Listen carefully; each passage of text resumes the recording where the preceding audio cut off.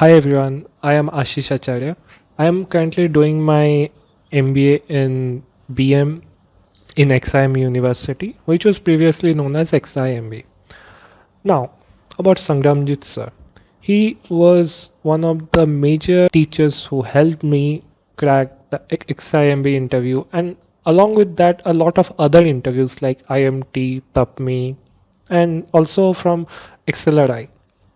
When I first saw Sangramjit sir, I was very nervous, and to be honest, I could not have faced any interview at that time. But afterwards, when I went to classes and did sessions with him, within the course of 3 months, I was able to do improve a lot. I never thought I would improve a lot within this small amount of time, but I did. And the credit goes to Sangramjit sir and his approach of being a friend instead of being someone like instructor who you cannot connect or even communicate.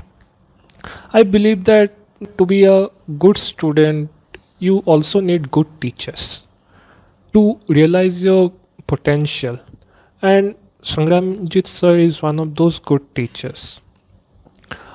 I am a new student of his, and I have also connected with his previous students, and they have also informed me that he was very much their friend and a great influence in their life, a positive influence.